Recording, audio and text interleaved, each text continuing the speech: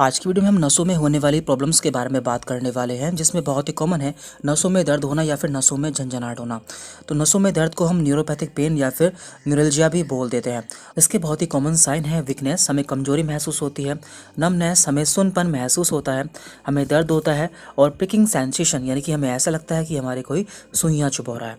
तो ये सभी नसों में दर्द के बहुत ही कॉमन साइन है। तो आज की वीडियो में हम बात करने वाले हैं कि नसों में दर्द के क्या क्या कारण होते हैं और उसके लिए कौन सी दवाएं इस्तेमाल की जाती हैं। तो पहले हम जान लेते हैं कि नस या फिर नर्व क्या होती है। देखिए, हमारी पूरी बॉडी में नर्व पाई जाती है जो कि हमारे ब्रेन से स्टार्ट होकर हमारे पूरी बॉडी में जाती हैं। हमारे शरीर में दो तरह की नसें पाई जाती हैं, एक होती है सेंसरी और एक होती है मोटर।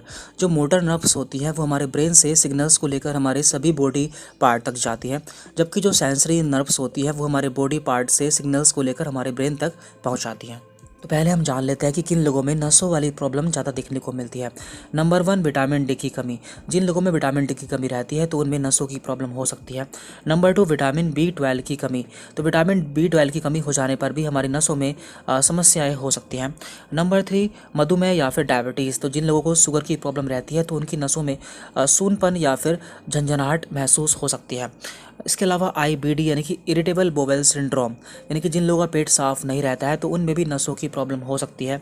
किडनी की बीमारी, जो लोग स्मोकिंग या फिर अल्कोहल इंटेक करते हैं तो उनमें भी नसों वाली प्रॉब्लम हो सकती है।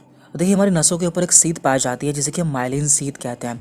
जैसे कि आपने देखा होगा कि जो बिजली के तार होते हैं उनके ऊपर एक प्लास्टिक की कवरिंग पाई जाती है, उसी तरह से हमारी नसों के ऊपर एक सीध पाई जाती है। तो जब भी इस सीध में कोई प्रॉब्लम हो जाती है, यानी कि ये कमज़ोर हो जाती है या फिर टूट जाती है, तो उससे हमें नसों में दर्द हो सकता है या फिर नसों से होने वाली अन्य समस्याएं हो सकती हैं। अब हम जान लेते हैं कि नसों से संबंधित कौन कौन सी बीमारी होती है। तो नंबर 1, पेरिफेरल न्यूरोपैथी। तो इसमें हमारे हाथ पैर की नसों में झंझनाहट या फिर दर्द महसूस होता है।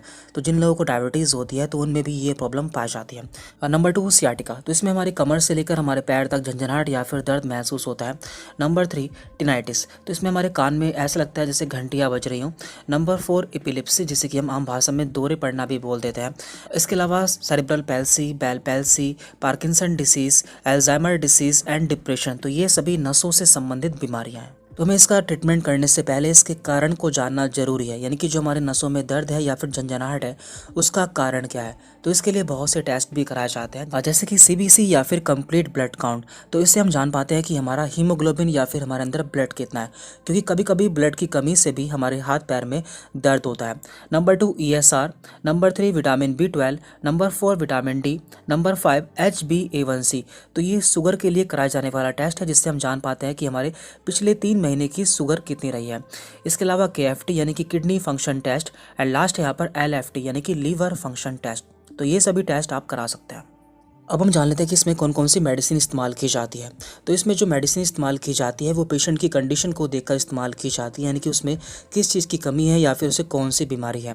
तो यदि किसी में विटामिन B12 की कमी रहती है तो ऐसे में उसे न्यूरोबैन 40 टैबलेट या फिर न्यूरोकाइन टैबलेट दी जाती है, या फिर इसका इंजेक्शन भी लगाया जा सकता है। इसके अलावा यदि किसी में विटामिन डी की कमी रहती है तो ऐसे में उसे विटामिन डी की टैबलेट या फिर विटामिन डी का सैकेट दिया जाता है।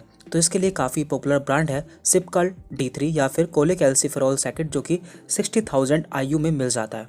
यदि इसके अलावा मरीज को कोई बीमारी रहती है जैसे कि डायबिटीज़, तो हमें उसकी डायबिटीज़ को कंट्रोल रखना होता है, तभी उसके जो हाथ पैर की नसों में दर्द है या फिर झंझनाहट है उसमें उसे आराम मिल पाएगा। तो यहाँ पे हमें प्रॉब्लम के कोर्स को ठीक करना होता है। कई बार यदि पेशेंट के बहुत तेज़ दर्द होता है तो ऐसे में हम कुछ पेन किलर मेडिसिन भी दे सकते हैं। और साथ में हम यह भी जान लेते हैं कि यदि आपके नसों में दर्द रहता है तो आपको कौन से डॉक्टर को दिखाना चाहिए। तो देखिए, इसके लिए जो स्पेशलिस्ट होते हैं उन्हें हम न्यूरोलॉजिस्ट कहते हैं। तो आप एक न्यूरोलॉजिस्ट से मिल सकते हैं या फिर आप एक जनरल फिजिशियन डॉक्टर से भी मिल सकते हैं।